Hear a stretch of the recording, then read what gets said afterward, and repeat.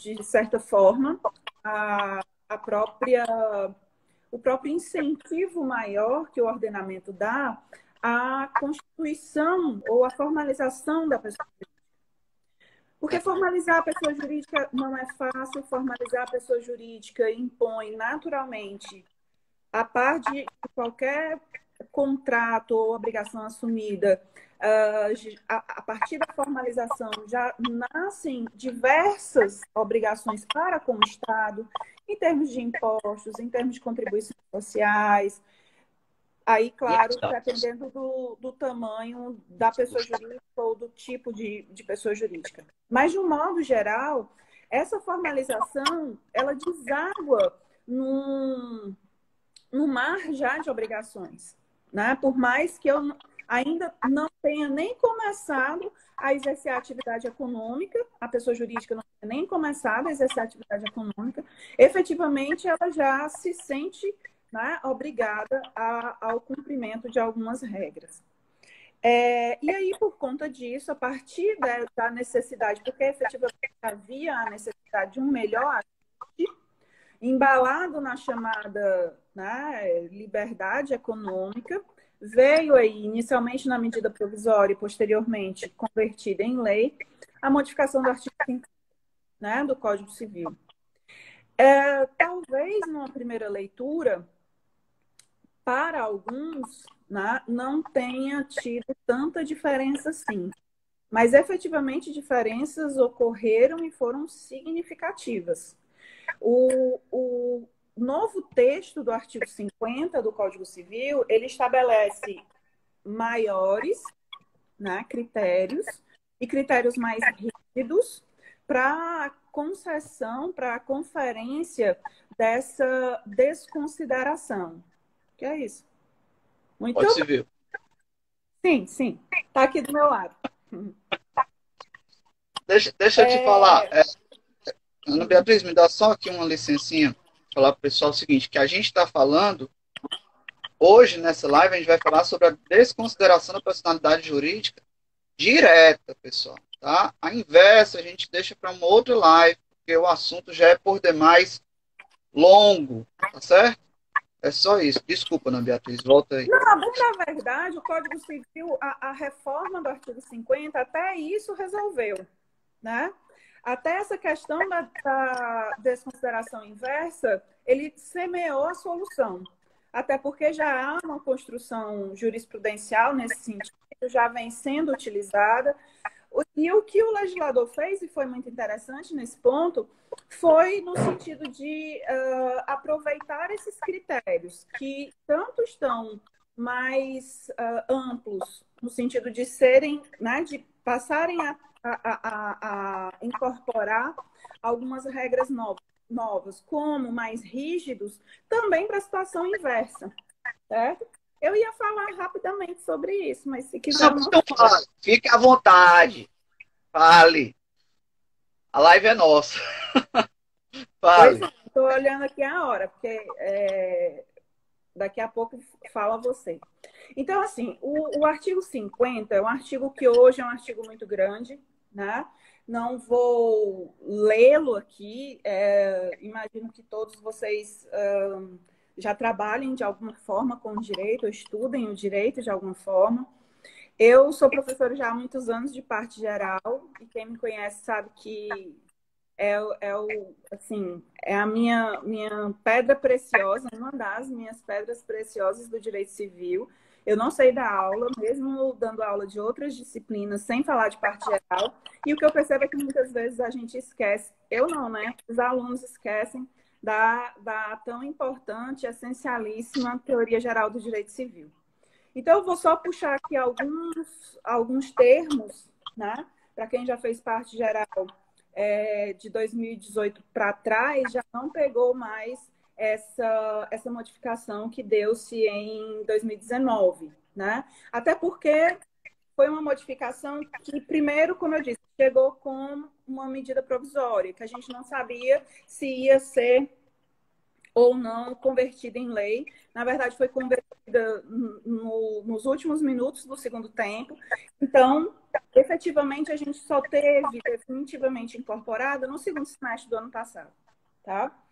Então, o artigo 50 do Código Civil, ele se insere dentro das regras gerais sobre a pessoa jurídica do Código Civil. Essas regras gerais, elas valem para dar um panorama geral, não só das pessoas jurídicas de direito privado, mas também para as pessoas jurídicas de direito público. Claro que, em sendo uma perspectiva de teoria geral, não há o esgotamento, né, das regras, especialmente relacionadas a determinadas situações, como as próprias pessoas jurídicas de direito público e muitas pessoas jurídicas de direito privado. Né? Vocês devem lembrar que a parte geral só trata de forma mais específica das associações privadas e das fundações privadas. Mas, enfim, a Lei de Liberdade Econômica, né, ela trouxe uma pequena modificação para o artigo 49 do Código Civil e trouxe uma grande, significativa modificação para o artigo 50 do Código Civil, tá? Eu vou ler só o comecinho do artigo 50 e daí já puxo aqui algumas observações, tá?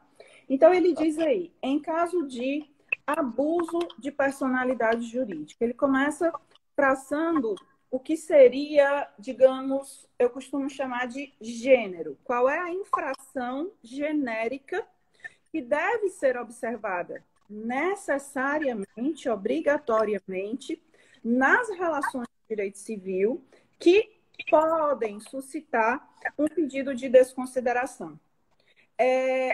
Eu faço questão sempre de colocar, de pontuar, digamos assim, o artigo 50 com a questão da possibilidade, porque é algo que vai pressupor, como o João Paulo vai tratar, de um processo judicial. Então, é necessário pedido, o pedido correto, é necessário prova, é necessário o contraditório e é necessário uma decisão judicial que revele o convencimento do magistrado.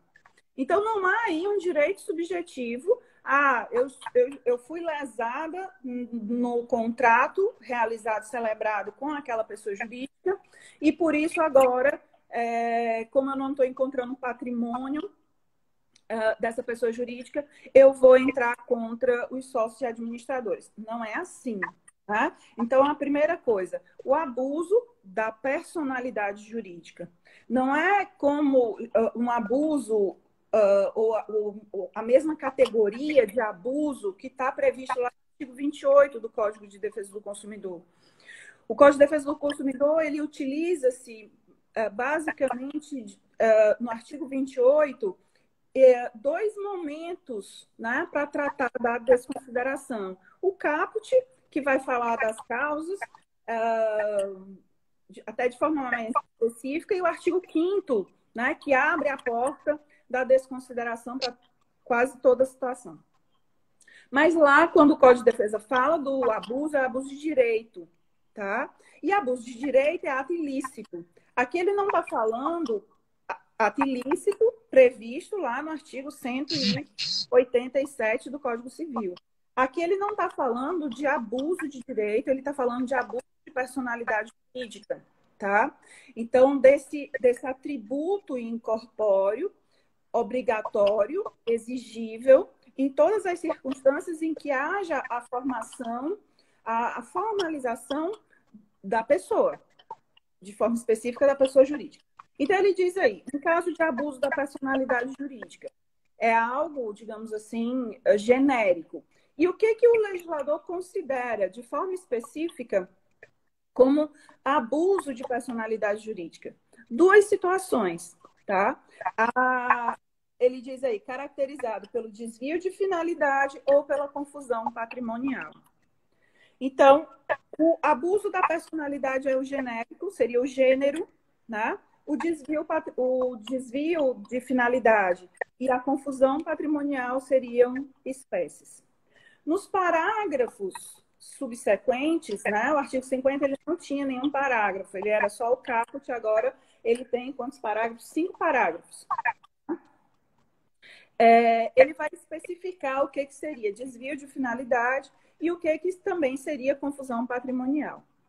Por desvio de finalidade, a gente tem que entender a desfuncionalidade da pessoa jurídica.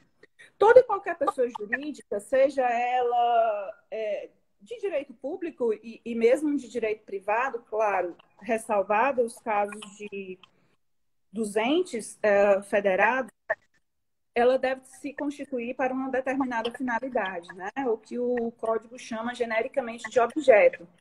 O objeto tem que ser lícito, o objeto tem que ser possível, e ele tem que estar determinado no ato constitutivo dessa pessoa jurídica. E é esse objetivo, e é esse objeto a ser perseguido, esse objeto que será a finalidade última de realização da atividade da pessoa jurídica que deve ser buscado. No caso em que haja o desvio, nos casos em